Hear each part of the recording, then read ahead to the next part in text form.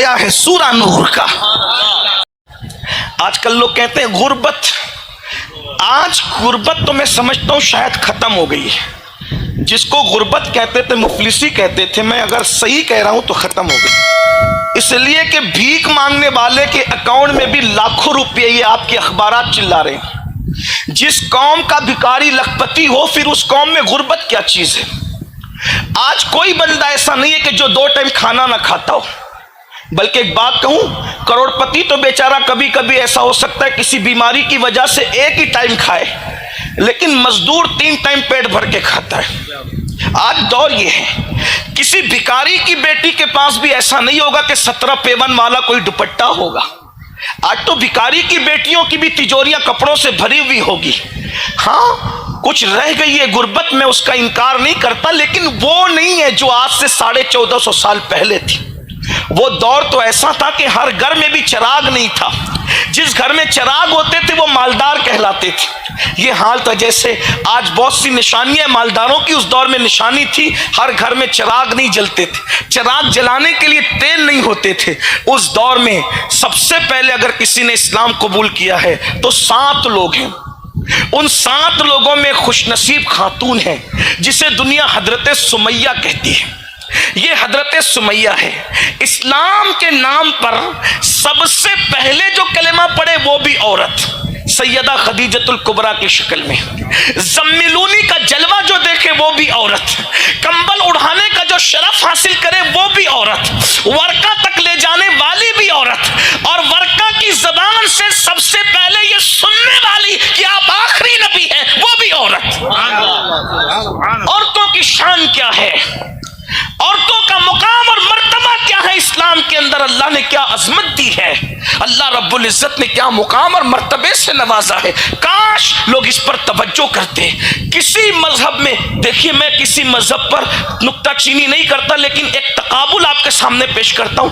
ایک جگہ پر بیوی پہ الزام لگتا ہے، دیکھو فرق دیکھو اور جگہ اور ہمارے یہاں اسلام میں کیا فرق ہے عورت کے مرتبے میں۔ ایک جگہ الزام لگتا ہے تو عورت کو جنگل میں ہمیشہ کے لیے چھوڑ دیا جاتا ہے کہ تم پہ الزام لگا، اب تم شوہر کے ساتھ رہنے کے قابل نہیں۔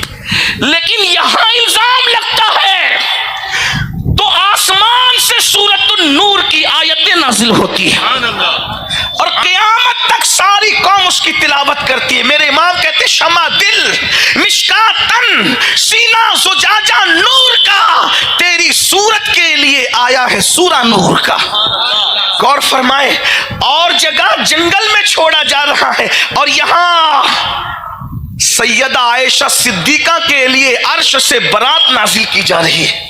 یہ فرق ہے، یہاں چھوڑا نہیں جا رہا ہے، یہاں چھوڑا نہیں جا رہا ہے۔ اس لیے ہمارے یہاں بیویاں چھوڑنے کے لیے نہیں ہوتی، بلکہ ام المومنین کو تو وہ مرتبہ عطا کیا گیا کہ سارے امہات المومنین کے حجرے سے نکل گئے، لیکن اخیر تک جس کے حجرے میں رہے اسے سیدہ عائشہ صدیقہ کا حجرہ کہتے ہیں، اور آج بھی حضور جس کے حجرے میں آرام کر رہے ہیں وہ ام المومنین سیدہ عائشہ صدیقہ کا حجرہ ہے۔ اور انشاءاللہ جب قیامت میں اٹھیں گے صدیق و فاروق کے ہاتھ میں ہاتھ لے کر کے، تو اس وقت بھی عائشہ صدیقہ کے حجرے سے اٹھیں گے۔ غور تو فرمائے، کیا شان! حضور چاہتے تو کہیں بھی آرام کرتے، لیکن حضور کو منظور ہوا صاحب حریم براعت کے گھر میں آرام فرمانا، یہ شان ہے۔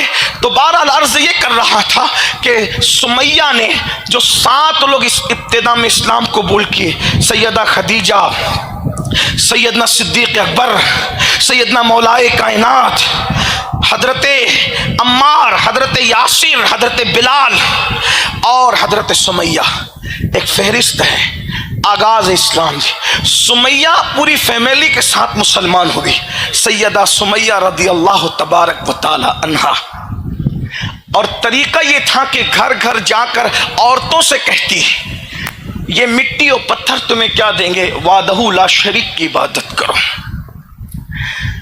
سمیہ کی محنتیں بہت تھی، اگرچہ بوڑھی ہو چکی تھی، لیکن اپنے دین سے پیار بہت تھا۔ آج بہت معذرت کے ساتھ مجھے ایسا لگتا ہے کہ شاید آج دیندار طبقے کو بھی دین سے وہ پیار نہیں ہے جس کا دین تقاضا کرتا ہے۔ اسی لیے ہم کبھی فجر کی نماز کی خاطر، کبھی ہم اپنی نیند کی خاطر فجر کی نماز چھوڑ دیتے ہیں۔ آج مسلمان 250 روپے کی چپل بیچتا ہے تو بھی اللہ کی جھوٹی قسم کھا لیتا ہے۔ ایمان کا حال یہ ہو گیا ہے۔ ایک عورت اپنے شوہر کو اعتماد میں لینے کے لیے اپنے اللہ کی جھوٹی قسم کھا لیتی، یعنی دین کا حال ہی کیا ہے، بلکہ بس نام ہی نام ہے، جو کچھ ہے حقیقت کے سوا صرف نام رہ گیا ہے۔